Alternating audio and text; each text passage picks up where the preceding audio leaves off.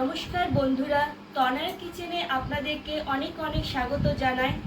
আজ আমি আবার চলে এসেছি আর একটা নতুন রেসিপি নিয়ে। আজকের রেসিপি হলো রুই মাছের বাদশাহী কোপ্তা কারি। চলুন বন্ধুরা শুরু করি আজকের রেসিপি। আমি এখানে রুই মাছের পেটির পিস নুন হলুদ মাখিয়ে হালকা করে ভেজে তারপর সেগুলো থেকে কাটা বের করে একটা মিক্সিং বোলে রেখেছি। মাছের পিসগুলো আমি হাতে ছোট ছোট করে টুকরো করে নিয়েছি। এরপর লাগছে একটা আলু সেদ্ধ। আলু আমি আগে সেদ্ধ করে রেখেছিলাম। এরপর আমি গ্রেটারের দ্বারা এটা গ্রেট করে নেব। আর লাগছে নুন, চিনি, পেঁয়াজ কুচি। এখানে আমি পেঁয়াজ কুচি একদম মিহি করে কেটে নিয়েছি। লাগছে ডিম, আদা ও রসুন বাটা। এখানে আদা আমি হাফ ও রসুন আমি 7-8টা বেটে নিয়েছি। আর লাগছে শাহি গরম মশলা, গোলমরিচের গুঁড়ো, কাঁচা লঙ্কা বাটা, কর্নফ্লাওয়ার, ঘি, সাদা তেল। আর লাগছে পেঁয়াজ বাটা, টমেটো বাটা, হলুদ গুঁড়ো, কাজু বাটা, টক দই, শুকনো লঙ্কা গুঁড়ো। আর ফড়ঙের জন্য লাগছে এক টুকরো দালচিনি, 4টে লবঙ্গ, একটা বড় শুকনো লঙ্কা, সাজিরে ও 2টো এলাচ ছোট সাইজ। এখানে আমি গ্রেট করা আলুটা দিয়ে দিলাম। নুন এখানে আমি হালকা নিয়েছি, হাফ চামচেরও কম। চিনি অল্প নিয়েছি। এখানে হাফ মিহি করে কেটে রাখা পেঁয়াজ কুচি দিয়ে দিলাম। আদা রসুন বাটা হাফ চামচ, শাহি গরম মশলা গুঁড়ো অল্প নিয়েছি, গোলমরিচের গুঁড়ো হাফ চামচ, কাঁচা লঙ্কা বাটা হাফ চামচ, কর্নফ্লাওয়ার 3 চামচ,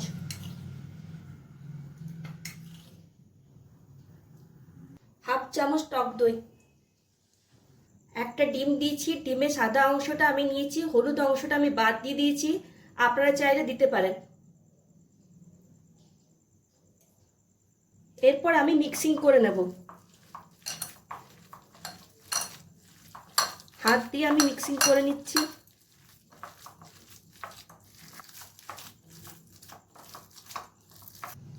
ভালোভাবে মিক্সিং হয়ে গেছে। এ দেখুন বন্ধুরা, কোপ্তাগুলো আমি বলের আকারে গোল গোল করে গড়ে নিয়েছি। আমি এখানে কড়াই তেল দিয়ে দিয়েছি। তেল এখান থেকে আমি 4 থেকে 5 চামচ তেল দিয়েছি। এরপর আমি কোপ্তাগুলো ভেজে নেব।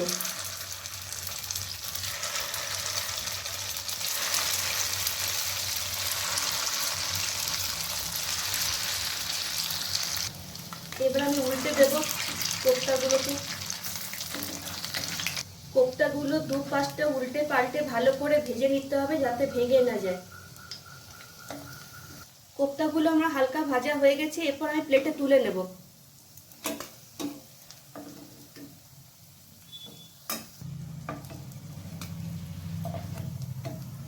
এরপর বাকি কোপ্তাগুলো আমি এরকম করে ভেজে নেব। এরপর আমি ওই তেলে অল্প চিনি দিয়ে দিলাম জাস্ট কালারের জন্য। গরম মশলা সব দিয়ে দিলাম।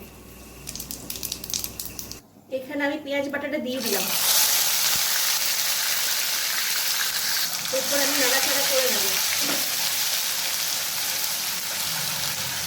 এখানে আমি 2টো ছোট সাইজের পেঁয়াজ বেটে নিয়েছি।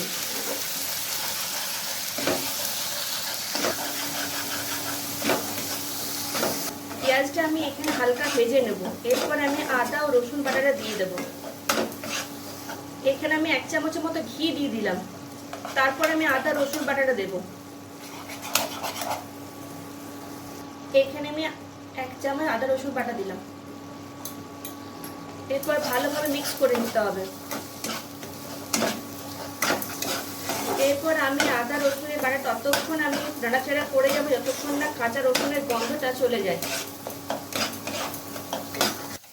আমার মিক্স করা হয়ে গেছে। এরপর আমি এই স্টেজে দিয়ে দেবো টমেটো বাটাটা।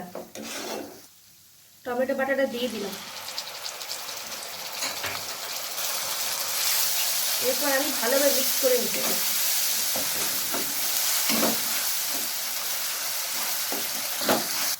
আঁচটা আমি লো ফ্লেমে রেখেছি। এরপর টমেটো বাটাটার সাথে ভালোভাবে মিক্স করে নিতে হবে।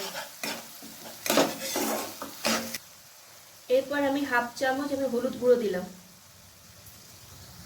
টক দই দেবো 2 চামচের মতো। এরপর আমি ভালোভাবে মিক্স করে নেব।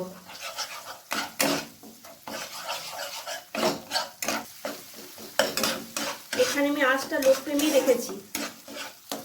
এখানে আমি হাফ চামচের কম কাঁচা লঙ্কা বাটা দিলাম,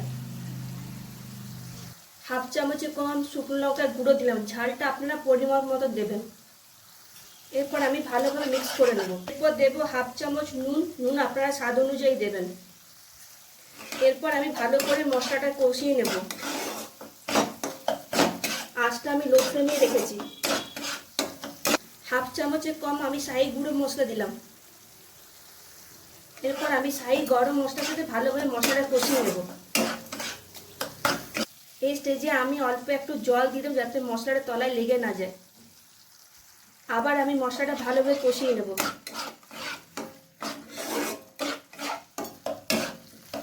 মশলাটা আমি ভালোভাবে কষিয়ে নিয়েছি। এরপর আমি কাজু বাটাটা দিয়ে দেব। কাজু বাটাটা দিয়ে দিলাম। আবারও আমি মশলার সাথে ভালোভাবে কষিয়ে নেব কাজু বাটাটাকে।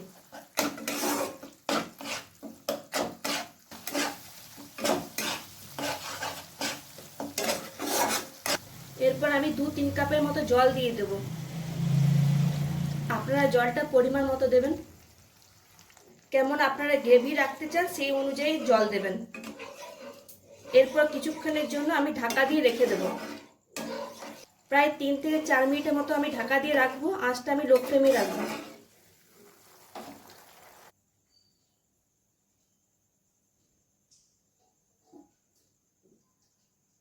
মশলাটা ফুটে এসছে। এরপর কোপ্তাগুলো দিয়ে দিতে হবে। এরপর আমি ভেজে রাখা কোপ্তাগুলো দিয়ে দিচ্ছি।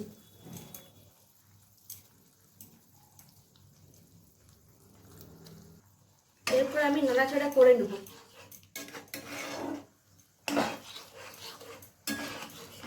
এরপর আমি কিছুক্ষণের জন্য ঢাকা দিয়ে রেখে দেবো যাতে মশলাটার সঙ্গে কোপ্তাগুলো ভালোভাবে মিক্স হয়ে যায়। 2-3 মিনিটের মতো ঢাকা দিয়ে রেখে দিলাম। 2-3 মিনিট হয়ে গেছে। আমি ঢাকা খুলে দিলাম। এই দেখুন বন্ধুরা, মশলার সঙ্গে কোপ্তা ভালোভাবে মিক্স হয়ে গেছে।